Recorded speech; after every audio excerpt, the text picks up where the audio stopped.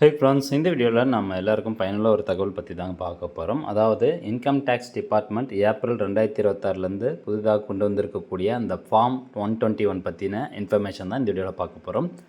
So இந்த form 121 income tax department எதுக்காக கொண்டு வந்திருக்கிறாங்க, இந்த ஃபார்ம் 121 சப்மிட் பண்ணாமல் விட்டோம்னா நம்ம பிஎஃப் பணம் எடுக்கும்போது வருமான வரித்துறை சார்பாக நம்மளுக்கு டேக்ஸ் பிடிப்பாங்களா, அப்படி பிடிச்சா எவ்வளோ தொகையை பிடிப்பாங்க அப்படிங்கிறதுக்கான ஒரு பேசிக் இன்ஃபர்மேஷன் இந்த வீடியோவில் நம்ம பார்க்கலாம். இந்த ஃபார்ம் 121 எப்படி ஃபில் பண்ணுறது அப்படிங்கிற முழுமையான தகவல் அடுத்த வீடியோவில் நம்ம அப்லோட் பண்ணுறோம். ஓகே, இப்போ நீங்கள் பார்த்துட்ருக்கீங்க பார்த்தீங்களா, இதுதான் ஃபார்ம் 121. இந்த ஃபார்மு இந்த வருஷம் தான் கொண்டு வந்திருக்காங்களா, இதுக்கு முன்னாடியே இருக்கா அப்படின்னு கேட்டிங்கன்னா, இந்த ஃபார்ம் 121 அப்படிங்கிறது ஏற்கனவே நடைமுறையில் இருக்குது. ஆனால் வேறு ஒரு நம்பரில் இருந்துச்சு. இப்போ போன வருஷம் வரைக்கும் form 15G and form 15H எல்லோரும் கேள்விப்பட்டிருப்பீங்க. இப்போ நீங்கள் ஒரு பேங்க்கில் எப்படி போட்டிருக்கீங்க, போஸ்ட் ஆஃபீஸில் எப்படி போட்டிருக்கீங்க, ஒரு சேமிப்பு திட்டத்தில் இன்வெஸ்ட் பண்ணியிருக்கீங்க அப்படிங்கும்போது, இல்லை நீங்கள் பிஎஃப் பணம் வித்ட்ராவல் பண்ணியிருந்தீங்க அப்படின்னா இந்த ஃபார்ம் 15G அல்லது H சப்மிட் பண்ணியிருப்பீங்க. ஃபார்ம் 15G யார் சப்மிட் பண்ணியிருப்பாங்கன்னா, 60 வயது கீழே இருக்கக்கூடிய நபர்கள் இந்த ஃபார்ம் 15G ஃபில் பண்ணி சப்மிட் பண்ணுவாங்க. ஃபார்ம் 15H சீனியர் சிட்டிசன், 60 வயசுக்கு மேலே இருக்கக்கூடிய நபர்கள் இந்த ஃபார்ம் 15H சப்மிட் பண்ணியிருப்பாங்க. இது எதுக்காக நம்ம சப்மிட் பண்ணணும் அப்படின்னா, இந்த ஃபார்ம் நம்ம எதுக்காக சப்மிட் பண்ணுறோன்னா, என்னுடைய ஆண்டு வருமானமானது இந்த வட்டி தொகை அல்லது இந்த பிஎஃப் தொகையோடு சேர்த்தனாலும் அது வரம்பிற்குள்ளே தான் இருக்குது. ஆண்டு வருமானத்தை தாண்டி போகலை. அது நியூ டேக்ஸ் ரெஜிமியாக இருக்கட்டும், ஓல்ட் டேக்ஸ் ரெஜிமியாக இருக்கட்டும், நீங்கள் எந்த டேக்ஸ் ரெஜிமியில் அதை நீங்கள் ஃபைல் பண்ணுறீங்களோ அதுக்குள்ளே தான் இருக்குது. இப்போ உதாரணத்துக்கு என்னுடைய ஆண்டு வருமானம் 3 லட்சம் தான், இன்க்ளூடிங் இந்த ஃபிக்ஸ்ட் டெபாசிட்லேருந்து கிடைக்கக்கூடிய இன்ட்ரெஸ்ட் ரேட் சேர்த்தனாலும் சரி, அல்லது பிஎஃப் அமௌண்ட் வித்ட்ராவல் பண்ணுறோம் இல்லைங்களா, அந்த அமௌண்ட் சேர்த்தனாலும் சரி, என்னுடைய ஆண்டு வருமானம் 3 லட்சம் தான். ஆனால் நியூ டேக்ஸ் ரெஜிமி படி 4 லட்சம் உச்ச வரம்பு இருக்குது. ஸோ அதனால் எனக்கு டேக்ஸ் அப்ளிகபிள் கிடையாது. எனக்கு நீங்கள் டேக்ஸ் பிடிக்காதீங்க அப்படின்னு பேங்க்குக்கோ அல்லது இபிஎஃப்ஓக்கோ நம்ம ஒரு செல்ஃப் டிக்ளரேஷன் சப்மிட் பண்ணக்கூடிய ஒரு ஃபார்ம் தான் இந்த form 15G and form 15H. So அதை தான் இப்போ ரிவைஸ் பண்ணி ஒரே ஃபார்மாக ஃபார்ம் 121 அப்படிங்கிறத கொண்டு வந்திருக்காங்க. ஸோ இனி சீனியர் சிட்டிசனாக இருந்தாலும் சரி, ஜென்ரல் சிட்டிசனாக இருந்தாலும் சரி, எல்லாருக்கும் ஒரே ஃபார்ம் தான், ஃபார்ம் நம்பர் 121. இதுதான் பேசிக் இன்ஃபர்மேஷன். இது ஏப்ரல் 1, 2026லேருந்து நடைமுறைக்கு வந்திருக்கு. இனி முழுமையான தகவல் பார்க்கலாம். ஸோ ஏற்கனவே நம்ம முக்கிய நோக்கம் பார்த்தாச்சு. அதாவது டேக்ஸை தவிர்க்கணும் அப்படிங்கிற காரணத்துக்காக இந்த ஃபார்ம் நம்ம சப்மிட் பண்ணியே ஆகணும். இப்போ உதாரணத்துக்கு உங்களுடைய ஆண்டு வருமானமானது ஒரு 15 லட்சம் இருக்குதுன்னு வச்சுக்கலாம். ஸோ அப்போ நீங்கள் போயிட்டு இந்த ஃபார்ம் 121 சப்மிட் பண்ணிங்க அப்படின்னாலும் அது பிரயோஜனம் கிடையாது, டேக்ஸ் பிடிப்பாங்க. அப்படி நீங்கள் 15 லட்ச ரூபா ஆண்டு வருமானம் வாங்கிட்டு இந்த ஃபார்ம் சப்மிட் பண்ணி ஃபிக்ஸ்ட் டெபாசிட்லேருந்து கிடைக்கக்கூடிய அந்த இன்ட்ரெஸ்ட் அமௌண்ட்டுக்கு உங்களுக்கு டேக்ஸ் பிடிக்காமல் அந்த அமௌண்ட்டு நீங்கள் அப்படியே வாங்கிட்டீங்க அப்படின்னாலும் வருமான வரித்துறையில் உங்களுக்கு ஆட்டோமேட்டிக் இப்போ ஏஐஎஸ் டெக்னாலஜி இருக்குது. ஸோ அதனால் ஆட்டோமேட்டிக்காக உங்களுக்கு கால்குலேட் பண்ணி பெனால்ட்டி போட்டுருவாங்க. அதனால் தவறுதலாக நம்ம இந்த ஃபார்ம் 121 சப்மிட் பண்ணக்கூடாது.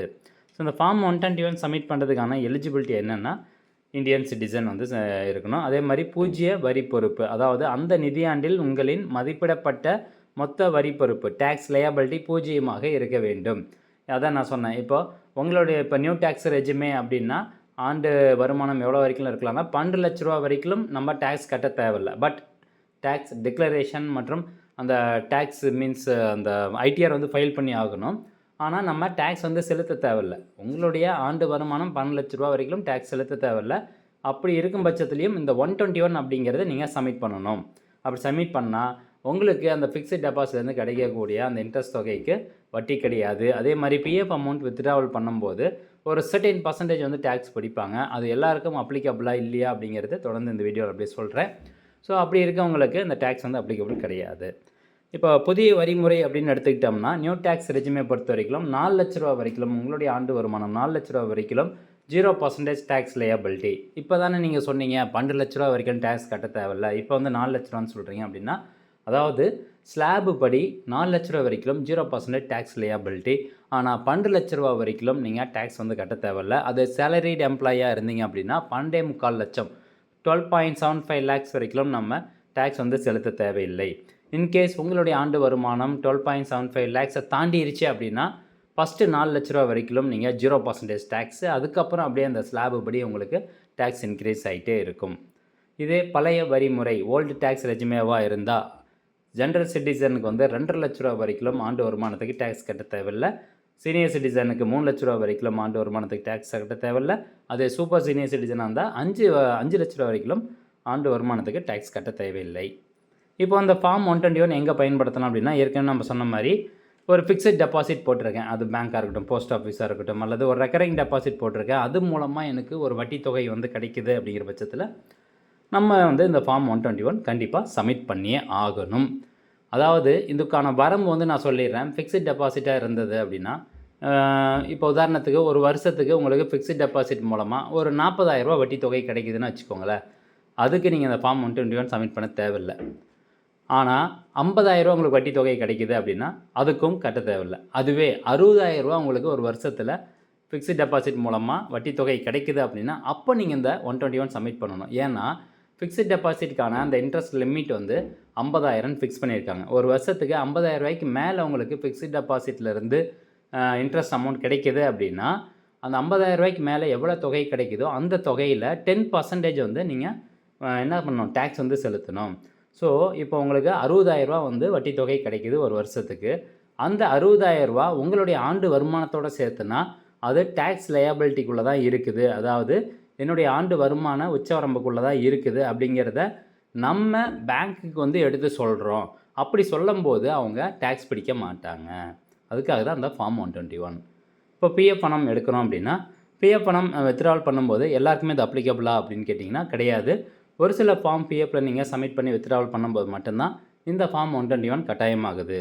அடுத்தபடியாக இப்போ இதர வருமானங்கள் பார்த்திங்கன்னா, இப்போ போஸ்ட் ஆஃபீஸில் டைம் டெபாசிட் வந்து போட்டிருப்போம், மியூச்சுவல் ஃபண்டு, அப்புறம் ஷேர் மார்க்கெட்லேருந்து கிடைக்கக்கூடிய டிவைடெண்ட் அமௌண்ட்டு, தென் கார்ப்பரேட் பாண்டு. ஸோ இது எல்லாத்துக்கும் பார்த்திங்கன்னா உங்களுடைய அந்த வட்டி தொகை, அதிலிருந்து கிடைக்கக்கூடிய எக்ஸ்ட்ரா அமௌண்ட்டு, இது எல்லாமே உங்களுடைய ஆண்டு வருமானத்தில் தான் கணக்கெடுப்பாங்க. ஓகே, இதுக்கு எல்லாத்துக்கும் நீங்கள் இந்த ஃபார்ம் 121 சப்மிட் பண்ணுற மாதிரி இருக்கும். இதில் கவனிக்க வேண்டிய இம்பார்ட்டன்ட் ரூல்ஸ் அப்படின்னு பார்த்தா, நம்ம ஏற்கனவே சொன்ன மாதிரி ஏஎஸ் டெக்னாலஜி வந்து இருக்குது. அதாவது ஆனுவல் இன்ஃபர்மேஷன் ஸ்டேட்மெண்ட் அப்படின்னு சொல்லுவாங்க. நீங்கள் ஃபார்ம் 121 சப்மிட் பண்ணாலும் அந்த வருமான விவரங்கள் வந்து உங்களுடைய அந்த ஏஎஸ் தரவில் ஏற்கனவே காமிக்கும். இப்போது நீங்கள் ஐடிஆர் வந்து தாக்கல் பண்ணுறீங்க அப்படிங்கும்போது இந்த ஃபார்ம் 121 நீங்கள் அட்டாச் பண்ணி தான் ஐடிஆர் வந்து தாக்கல் பண்ணணும் அப்படிங்கிற அவசியம் கிடையாது.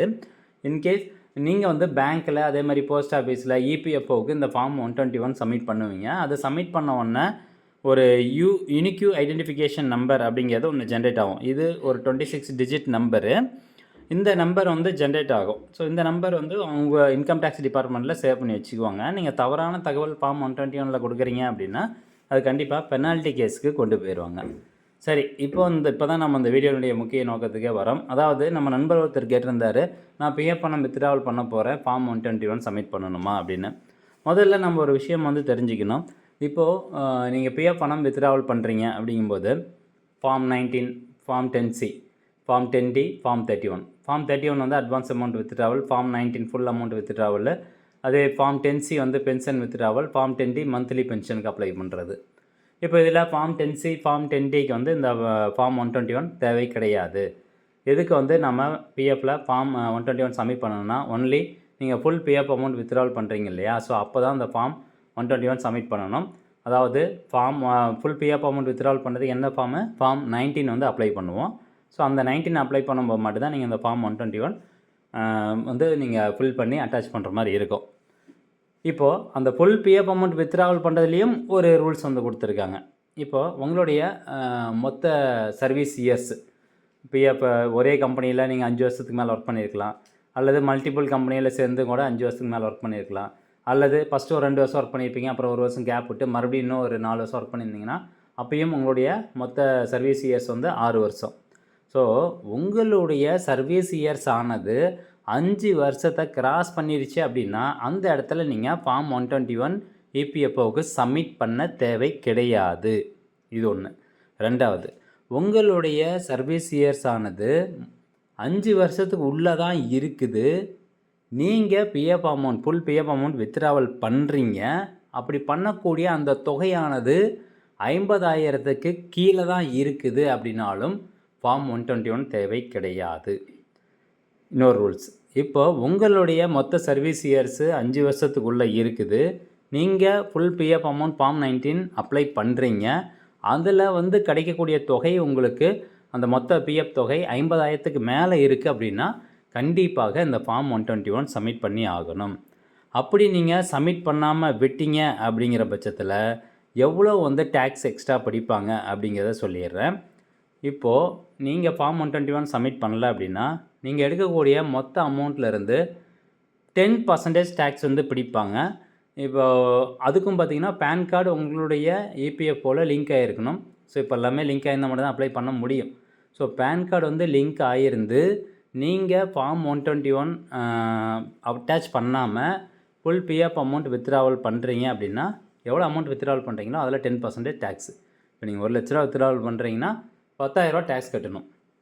ரெண்டாவது, உங்களுடைய பிஎஃப் அக்கௌண்ட்டில் பேன் கார்டு வந்து லிங்க் பண்ணல, அதே மாதிரி உங்களுடைய சர்வீஸ் இயர்ஸ் 5 வருஷத்துக்கு கீழே தான் இருக்குது, நீங்கள் ஃபுல் பிஎஃப் அமௌண்ட் வித்ட்ராவல் பண்ணக்கூடிய தொகை 50,000 ரூபாய்க்கு மேலே இருக்குது அப்படின்னா அப்போது உங்களுக்கான அதிகபட்ச டேக்ஸ் 34.6% வரைக்கும் டேக்ஸ் பிடிப்பாங்க.